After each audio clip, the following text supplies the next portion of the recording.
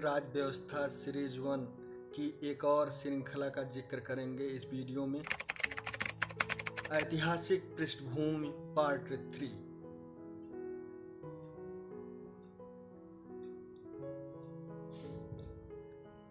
इसमें हम देखेंगे 1858 का भारत शासन अधिनियम, भारत परिषद अधिनियम 1861, भारत परिषद अधिनियम 1892, भारत सरकार अधिनियम 1919, साइमन कमीशन 3 फरवरी 1928, नेहरू रिपोर्ट 10 अगस्त 1928 के बारे में जानेंगे। 1858 का भारत शासन अधिनियम, इसमें क्या था? भारत में हुई 1857 की क्रांति जैसी पुनरावृत्ति रोकने के लिए यह अधिनियम लाया गया। इस एक्ट को act for the better government of India कहा जाने लगा।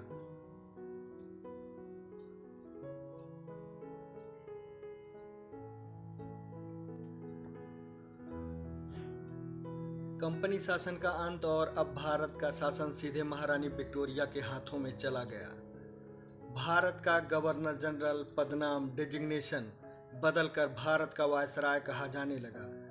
इस प्रकार ब्रिटिश भारत का प्रथम वायसराय लॉर्ड कैनिंग हुआ।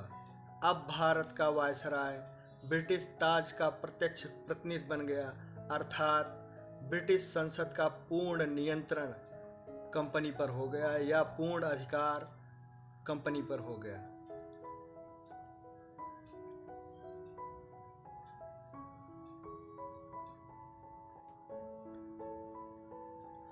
इस अधिनियम के अनुसार बोर्ड ऑफ कंट्रोल और बोर्ड ऑफ डायरेक्टर को समाप्त कर द्वैत शासन का अंत कर दिया गया। इस समय इंग्लैंड का प्रधानमंत्री पामर्स्टन था।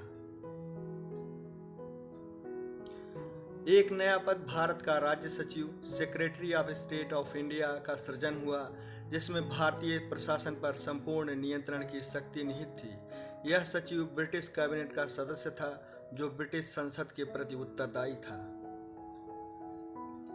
भारत सचिव की सहायता के लिए 15 सदस्यीय भारत परिषद की स्थापना की गई, जिसमें 8 सदस्य ब्रिटेन के सम्राट द्वारा नियुक्त होते थे तथा शेष 7 निदेशक बोर्ड द्वारा।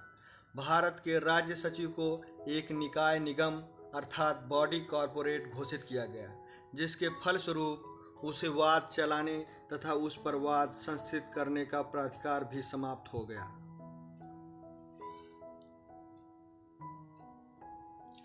यह परिषद भारत सचिव को परामर्श दे सकती थी, परंतु अर्थव्यवस्था तथा अखिल भारतीय सेवाओं के विषय में भारत सचिव भारत परिषद की राय मानने को बाध्य था और अन्य विषयों पर बाध्य नहीं था। भारत परिषद अधिनियम 1861। इस अधिनियम द्वारा सर्वप्रथम विधि बनाने में भारतीयों का सहयोग लिया गया। इस अधिनियम द्वारा विकेंद्रीकरण की शुरुआत तथा प्रांतीय विधानसभाओं को विधि बनाने की शक्ति प्रदान की गई। इस प्रकार ब्रिटिश भारत में प्रांतीय स्वायत्तता की नींव पड़ी, लेकिन वायसराय इन विधियों को वीटो कर सकता था।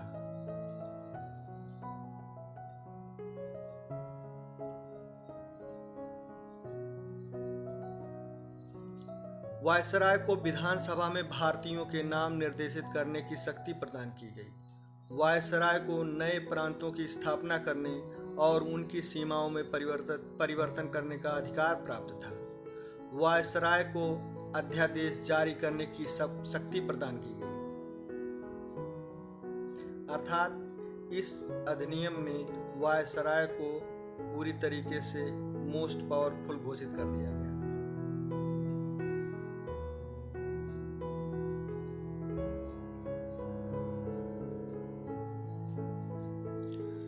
इसके द्वारा बंगाल, पश्चिमोत्तर सीमा प्रांत व पंजाब के लिए विधान परिषद के गठन की अनुमति दी गई, जिसका गठन क्रमशः 1862, 1866 तथा 1897 में हुआ। भारत में समविभागीय प्रणाली या पोर्टफोलियो सिस्टम की शुरुआत इसी अधिनियम के अंतर्गत हुई। पोर्टफोलियो सिस्टम की स्थापना लॉर्ड कैनिंग ने सर्वप्रथम 1859 में की थी।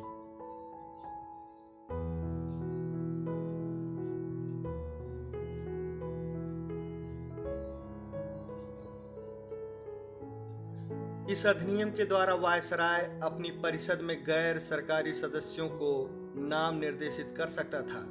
इस प्रकार लॉर्ड कैनिंग ने बनारस के राजा, पटियाला के महाराजा, बीकानेर के राजा, जयपुर के राजा, उदयपुर के राजा, रीवा के राजा तथा सर दिनकर राव को नामांकित किया।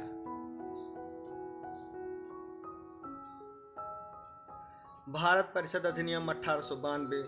इस अधिनियम ने भारत में प्रतिनिधि सरकार की नींव डाली। इस अधिनियम द्वारा केंद्रीय तथा प्रांतीय विधान परिषदों की सदस्य संख्या को बढ़ा दिया गया। केंद्रीय विधान परिषद में कम से कम 10 और अधिक से अधिक 16 अतिरिक्त सदस्य होते थे।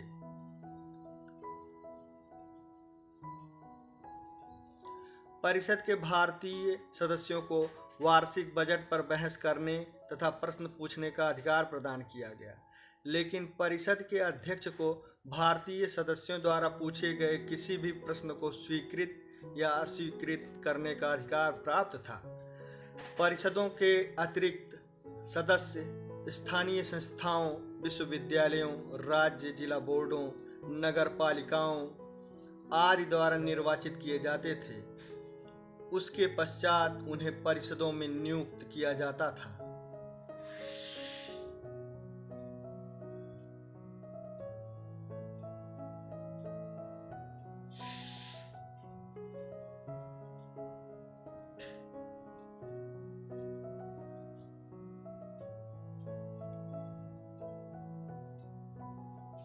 भारत परिषद अधिनियम 1909। इस अधिनियम को मार्ले मिंटो सुधार के नाम से जाना जाता है। ध्यातव्य हो कि लॉर्ड मार्ले इंग्लैंड में भारत के राज्य सचिव तथा लॉर्ड मिंटो ब्रिटिश भारत में 1906 से 1910 तक वायसराय थे। केंद्रीय विधानसभा में अतिरिक्त सदस्यों की संख्या अब 16 से 60 कर दी गई। इनमें से आधे गैर सरकारी सदस्य होते थे, लगभग आधे, और 32 गैर सरकारी सदस्यों में 27 निर्वाचित होते थे तथा 5 नामांकित होते थे।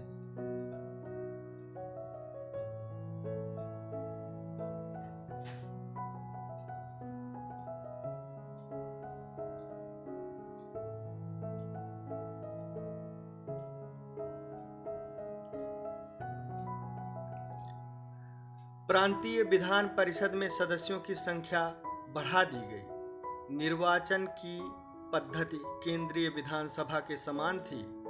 विधान परिषद के सदस्यों को बजट पर विवेचना करने और उस पर पूरक प्रश्न पूछने का अधिकार दिया गया, परंतु भारतीयों को बजट पर मत देने का अधिकार अभी तक नहीं था। केंद्रीय विधानसभा के सदस्यों का अप्रत्यक्ष रूप से निर्वाचन हुआ। स्थानीय सरकारों को अनुदान देने के लिए रेजोल्यूशन पास करने की अनुमति प्रदान की गई। इस एक्ट के अंतर्गत प्रांतीय विधान परिषद की नॉन ऑफिशियल मेजॉरिटी को शक्ति प्रदान की गई।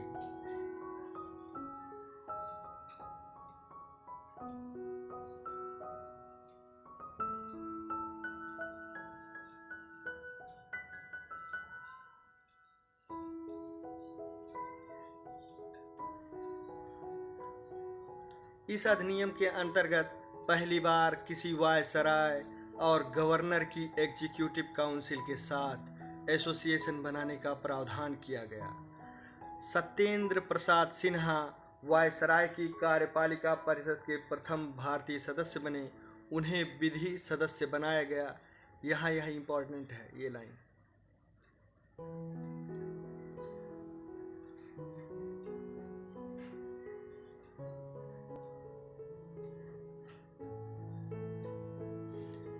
इस अधिनियम के अंतर्गत भारत में प्रादेशिक चुनाव हेतु पृथक निर्वाचन, सेपरेट इलेक्टोरेट के आधार पर मुस्लिमों के लिए सांप्रदायिक प्रतिनिधित्व, सिस्टम ऑफ कम्युनल रिप्रेजेंटेशन का प्रावधान किया गया, जिसमें हिंदू और मुस्लिम मतदाताओं की अर्हता भिन्न भिन्न थी। मुस्लिम मतदाता केवल मुस्लिम व्यक्ति निर्वाचित कर सकते थे। स्त्रियों को मताधिकार नहीं प्राप्त था। लॉर्ड मिंटो को सांप्रदायिक निर्वाचन का जनक, फादर ऑफ कम्युनल इलेक्टोरेट कहा जाता है। यह एक्ट सीमित स्वराज को प्रदर्शित करता था। इस अधिनियम में presidency corporation, chambers of commerce, विश्वविद्यालयों और जमींदारों के लिए अलग प्रतिनिधित्व का भी प्रावधान किया गया।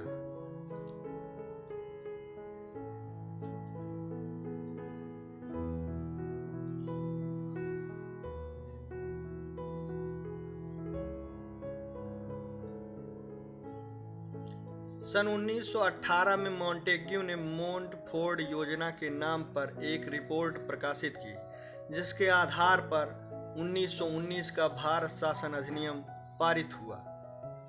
इसे गवर्नमेंट ऑफ इंडिया एक्ट 1919 कहते हैं।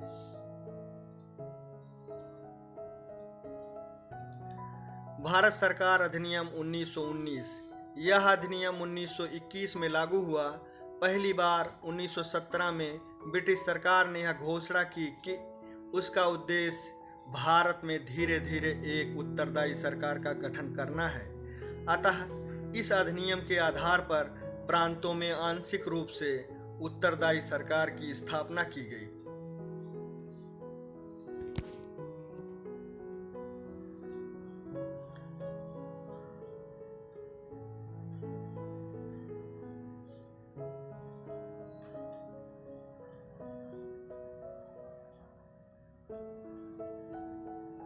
इसे मॉन्टेग्यू भारत सचिव तथा चेम्सफोर्ड भारत का तत्कालीन वायसराय सुधार अर्थात मॉन्टेग्यू चेम्सफोर्ड सुधार कहा जाता है। पार्षद कार्यपालिका का एक ऐसा भाग था जो गवर्नर के प्रति उत्तरदायी था, जबकि दूसरा भाग मंत्रिमंडल प्रांतीय व्यवस्थापिका के प्रति उत्तरदायी था। केंद्रीय सरकार। इस अधिनियम द्वारा वायसराय की परिषद के सदस्यों की अधिकतम सीमा हटा दी गई। अब भारतीय सदस्यों की संख्या बढ़ाकर 3 कर दी गई। इनका कार्यकाल 5 वर्ष का होता था।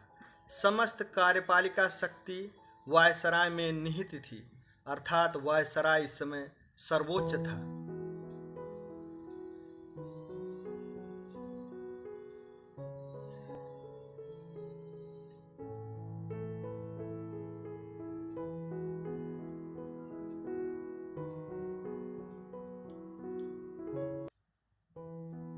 इस अधिनियम द्वारा केंद्र में द्विसदनात्मक विधायिका बाईकैमेरल लेजिस्लेचर स्थापित की गई, अर्थात केंद्रीय विधान परिषद का स्थान राज्य परिषद उच्च सदन तथा विधानसभा निम्न सदन वाले द्विसदनात्मक विधानमंडल बाईकैमेरल लेजिस्लेचर ने ले लिया।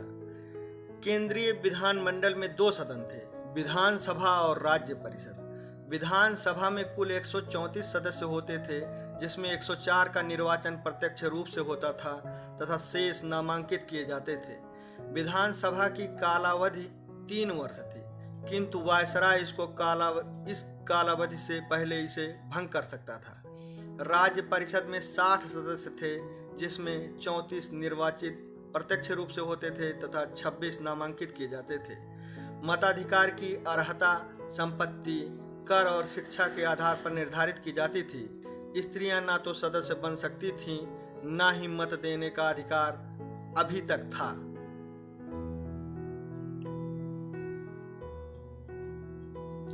केंद्रीय विधानमंडल के दोनों सदनों को समान अधिकार प्राप्त थे, परंतु बजट पर स्वीकृति प्रदान करने का अधिकार विधानसभा के पास था।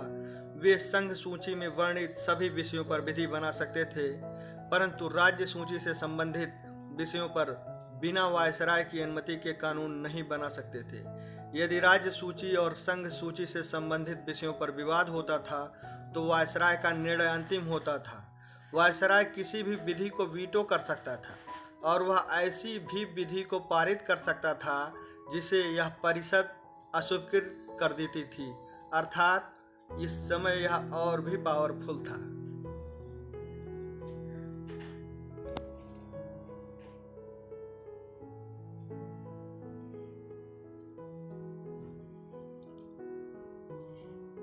इस प्रकार भारतीय सरकार एक एकात्मक सरकार बनी रही और केंद्रीय विधानमंडल तथा वायसराय में देश की समस्त शक्तियां निहित कर दी गई। प्रांतों में द्वैत शासन। अधिनियम की मुख्य विशेषता प्रांतों में द्वैत शासन डायरकी सिस्टम थी। द्वैत शासन लागू करने का उद्देश्य भारतीयों को अपने सरकार को स्वयं चलाने में प्रशिक्षण देना था। केंद्रीय सरकार केंद्रीय विषयों पर कानून बनाती थी और राज्य सरकारें प्रांतीय विषयों पर कानून बना सकती थी। प्रांतीय विषयों को 2 भागों में विभाजित कर दिया गया था। इसी को ही अब द्वैत शासन कहा जाने लगा।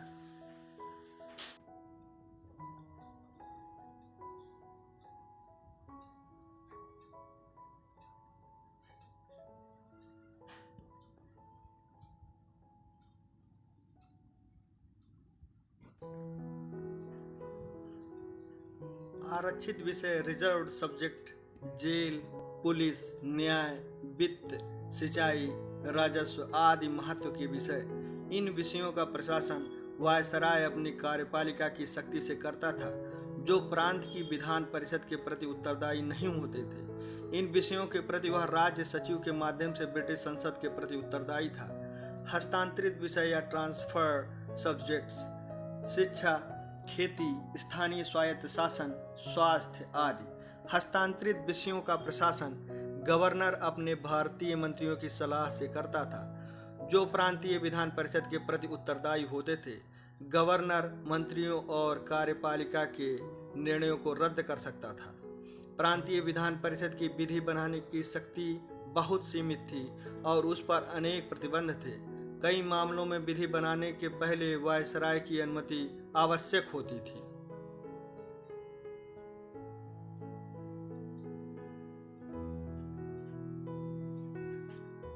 मुस्लिमों के लिए पृथक निर्वाचन मंडल का प्रावधान यथावत चलता रहा तथा अब सिखों, भारतीय ईसाइयों, आंग्ल भारतीयों और यूरोपियों के लिए पृथक निर्वाचन के सिद्धांत को लागू कर दिया गया। इस अधिनियम के अंतर्गत एक लोक सेवा आयोग के गठन का प्रावधान था।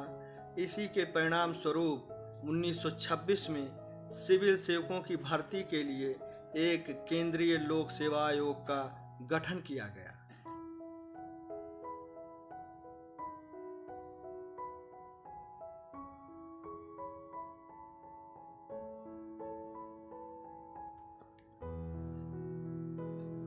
केंद्रीय बजट राज्यों के बजट से पहली बार अलग कर दिया गया। एक वैधानिक आयोग या स्टैट्यूटोरी कमीशन का गठन किया गया, जिसका कार्य 10 वर्ष जांच करने के बाद अपनी रिपोर्ट प्रस्तुत करना था। प्रांतों में द्वैत शासन असफल रहा।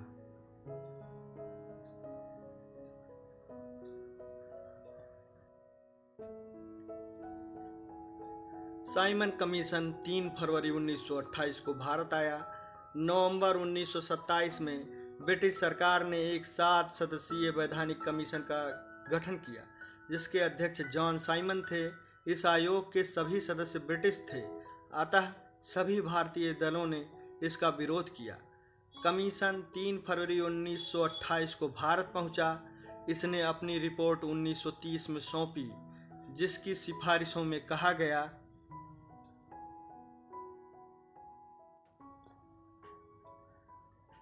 प्रांतों में द्वैत शासन की समाप्ति और प्रांतों के लिए एक उत्तरदायी सरकार होना जरूरी। राज्यों में सरकार का विस्तार हो, ब्रिटिश भारत के संघ की स्थापना हो, सांप्रदायिक निर्वाचन पद्धति को जारी रखा जाए।